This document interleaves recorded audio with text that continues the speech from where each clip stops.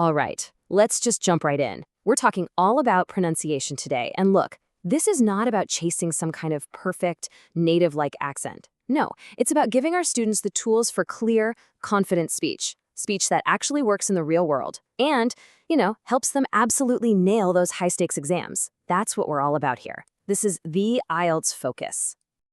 So here's the plan. First, we're going to figure out what our goal really is. Intelligibility, not perfection.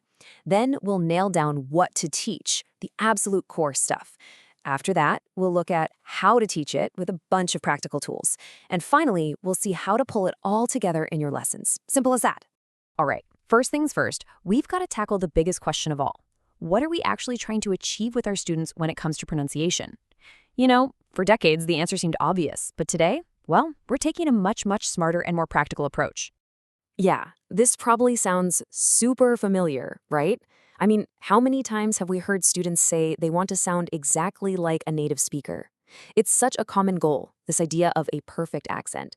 But honestly, it's usually a dead end, and it almost always leads to disappointment.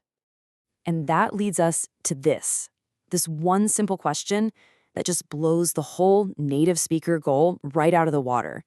A native speaker of what? Seriously, when a student says that, our first response should always be, which one? Because once you ask that, the whole concept just falls apart. I mean, think about it. There is no one native accent. English is spoken all over the globe. A person from Scotland sounds totally different from someone in Australia, who sounds different from someone in South Africa or Canada. And that's not even getting into all the regional accents within those countries. So, which one is the right one? Which one are we supposed to copy? It's an impossible question. So you see what's happening, right? The whole game has changed. We are throwing out that old, unrealistic goal of sounding native. Instead, we're embracing something so much more powerful and frankly more useful, intelligibility. We want our students to be understood by anyone, no matter where they are or who they're talking to. That's the real prize. And this is our new North Star, intelligibility. Let's be really clear here. This is not about getting rid of a student's accent. Absolutely not. It's about making sure their accent doesn't create a barrier to communication.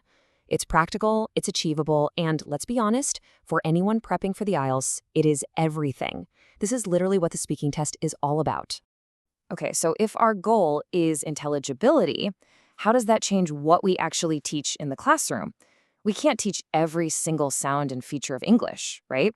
So we have to be smart. We need to prioritize. And that's where this idea of the lingua franca core comes in. It sounds a bit academic, but the idea is super simple. It's basically a list of the pronunciation features that researchers have found are absolutely essential for people from different countries to understand each other when they're speaking English.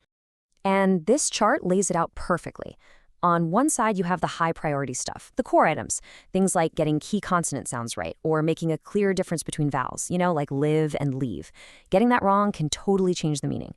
On the other side, lower priority things like the schwa sound or weak forms. Important for sounding native? Maybe. Essential for being understood? Not so much. All right, so we know our why, that's intelligibility, and we know our what, that's the lingua franca core. Now let's get to the fun part, the how. Let's load up our teaching toolkit. Okay, here's a fantastic step-by-step model for teaching pretty much any pronunciation point. It's a 5-step journey. First, you just help them hear the sound. Then you explain how to make it. After that, they copy you, maybe just with single words. Then they move on to full sentences. And finally, the most important part, they use it in a real conversation. See, we're moving from listening to practice to actual communication. So for that first step, raising awareness, you can't beat a classic. Minimal pairs. Words like ship versus sheep.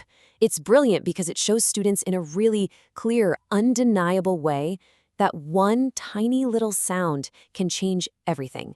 It makes the idea of a phoneme real and tangible. But of course, it's not just about minimal pairs. There's a whole world of activities out there. You've got tongue twisters, which are great for building muscle memory. You can have students literally watch how their mouth moves. The phonemic script is an amazing visual tool. And one of my favorites, getting students to record themselves. It can be a little cringy for them at first, but it is so powerful for building self-correction skills. We can have all the best techniques in the world, the funniest tongue twisters, the most perfect minimal pair lists, but none of it works without this one thing: student motivation. When our students feel confident, when they see that this practice is actually helping them communicate better, that's when the magic happens. That's when they really start to improve. Okay, last big piece of the puzzle. How do we put all this into practice? Well, the secret is not to treat pronunciation like some separate, boring subject you do for 10 minutes on a Friday. No, the most effective way is to weave it into everything you already do. So when we think of pronunciation, what's the first thing that comes to mind? Speaking, right? But here's the thing. That's a huge misconception. It's only half the picture. This quote from Jim Scrivener absolutely nails it. Teaching pronunciation isn't just about production, it's about reception. It helps students listen better. When they understand things like sentence stress, weak forms, and connected speech, it's like getting a key to unlock what native speakers are actually saying.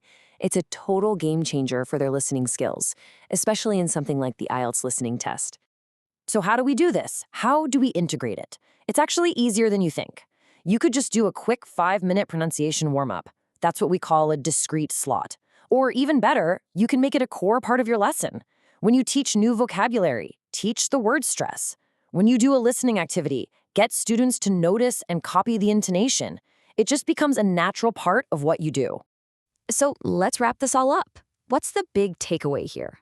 It's that by changing our goal to intelligibility, focusing on what really matters, that lingua franca core, and using a whole toolkit of techniques that we weave into our normal lessons, we can totally change the game.